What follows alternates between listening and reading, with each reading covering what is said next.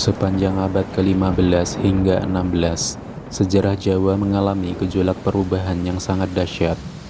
Melemahnya negeri-negeri Hindu-Buddha di pedalaman Jawa dan menguatnya kota-kota Islam pesisir yang dipimpin oleh Kesultanan Demak menjadikan wajah budaya Jawa tidak akan pernah lagi sama. Puncaknya adalah takluknya ibu kota Majapahit di Daha pada tahun 1527 oleh serangan Demak yang menandai berakhirnya peradaban Hindu-Buddha di pulau ini. Namun daerah Hindu terakhir yakni negeri Belambangan yang merupakan sekutu atau bawahan Majapahit di ujung timur Jawa enggan untuk menyerah. Bahkan Sultan Trenggono Raja Demak tewas dalam usahanya menaklukkan daerah timur tersebut, yang menjadikan Belambangan satu-satunya daerah yang belum tersentuh pengaruh Islam. Namun kekuatan Islam kembali berusaha menaklukkan Belambangan ketika Kesultanan Mataram yang didirikan oleh Panembahan Senopati berambisi menaklukkan seluruh bumi Jawa di bawah pemerintahan Mataram. Penaklukan Belambangan terjadi pada masa Mataram diperintah oleh Sultan Agung pada tahun 1635. Mataram menyerang secara besar-besaran Belambangan dengan mengirim Pangeran Selarong dengan diiringi oleh para bupati mancanegara. Menurut laporan dari pasukan Belanda yang hendak kembali dari Bali pada tanggal 12 Mei tahun 1636, pasukan Mataram dengan kekuatan 40.000 orang tengah menjelajahi seluruh wilayah Belambangan serta membakar dan menghancurkan desa-desa yang mereka temui. Meskipun begitu, rakyat Belambangan yang dibantu oleh orang-orang Bali menunjukkan perlawanan yang sangat sengit. Walau pada akhirnya Mataram berhasil menduduki ibu kota Belambangan dan berhasil menguasainya, namun wilayah ini tidak serta-merta tunduk 100% kepada Mataram karena sejak semula mereka sudah tidak menyukai orang-orang Jawa atau Mataram dan merasa lebih dekat dengan orang-orang Bali yang dianggap memiliki kebudayaan dan agama yang sama, yakni sebagai penerus kerajaan Majapahit. Sementara itu, gejolak politik tengah melanda Mataram ketika penerus Sultan Agung yakni Amangkurat I memerintah dengan semena-mena yang mengakibatkan banyak pemberontakan dari para bangsawan yang menandai awal mula kemundurannya. Kesempatan inilah yang digunakan pemimpin Belambangan yang bergelar Prabu Tawang Alun yang berpusat di Macan Putih untuk memberontak dan melepaskan diri dari bayang-bayang Mataram pada tahun 1659. Pada masa Prabu Tawang Alun, wilayah Belambangan meluas hingga meliputi Situbondo, Jember, sampai Lumajang.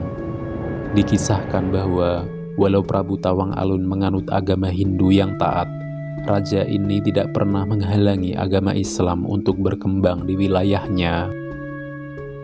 Ia hanya berfokus untuk bagaimana caranya melawan arus dominasi asing.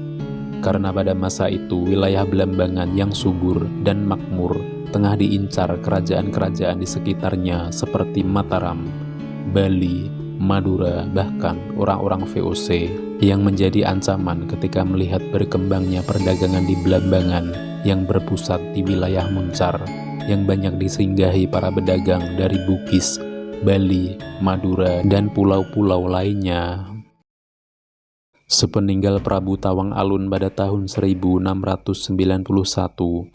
kerajaan Belambangan jatuh ke dalam perang saudara di antara para keturunan Prabu Tawang Alun dan lambat laun menjadi bawahan kerajaan-kerajaan di Bali, seperti Kerajaan Mengwi yang mengklaim bahwa Belambangan merupakan daerah bawahannya.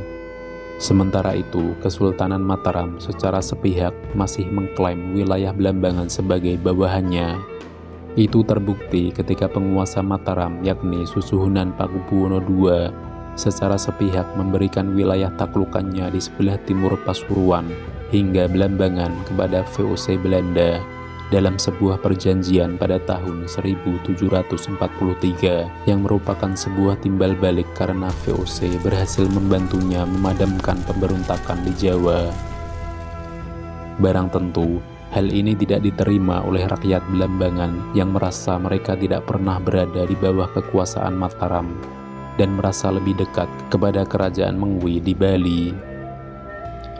Pada awalnya, VOC tidak ingin ikut campur dalam perselisihan antara Belambangan dan Mataram tersebut. Namun, kemudian VOC melirik kehadiran Inggris di wilayah ini yang sejak lama telah bekerja sama dengan Mengwi. Kerajaan Mengwi memberikan konsesi atau pemberian izin kepada kongsi dagang Inggris untuk mendirikan kantor dagang di Ulu Pampang yang merupakan bandar kuno di Belambangan. Ulu Pampang di bawah kongsi dagang Inggris kemudian bertumbuh menjadi lokasi perdagangan yang maju. Karena itu, pada tanggal 12 Agustus tahun 1766, Gubernur VOC di Semarang yang bernama Johannes Vos mengeluarkan surat perintah pengadaan patroli di wilayah Selat Bali dan sekitarnya. Hal tersebut adalah langkah VOC untuk menanggapi agresifnya perdagangan Inggris di Belambangan. Pemerintah Belanda di Batavia juga memutuskan untuk menangkapi kapal-kapal Inggris dan elemen-elemen lain yang tidak disukai, serta mengambil tindakan-tindakan pengamanan kepada batas-batas wilayah yang dianggap miliknya tersebut. Barang tentu, kehadiran VOC di wilayah Belambangan mendapat perlawanan dari rakyat Belambangan yang dipimpin oleh penguasa dari Bali, yakni Gusti Ketut Kaba-Kaba dan Gusti Kuta Bedah.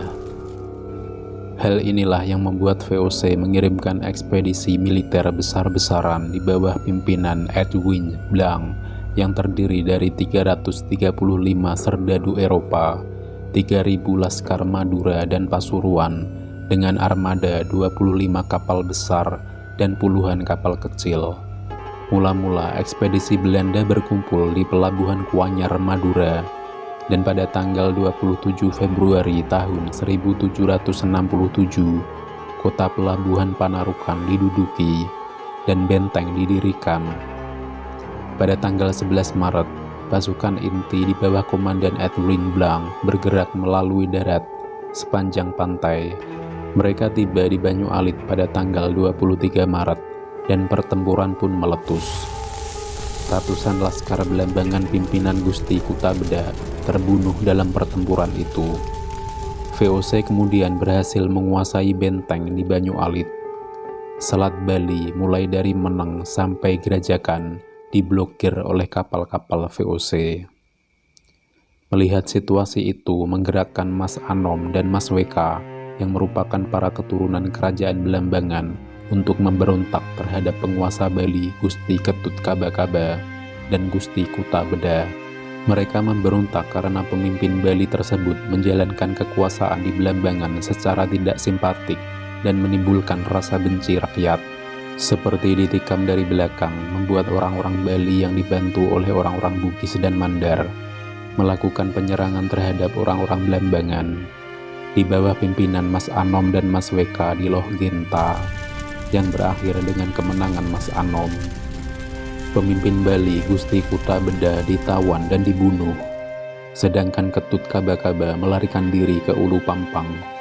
Ia beserta keluarga dan pengikutnya yang terdesak melakukan puputan dan akhirnya Kuta Bedah beserta semua pengikutnya terbunuh. Mas Anom dan Mas Weka kemudian membuat perjanjian damai dengan VOC dan kemudian mereka diangkat menjadi regen atau bupati pertama di bumi Belambangan. Dan disinilah awal mula terjadinya perang dahsyat yang akan menghabiskan penduduk negeri Belambangan.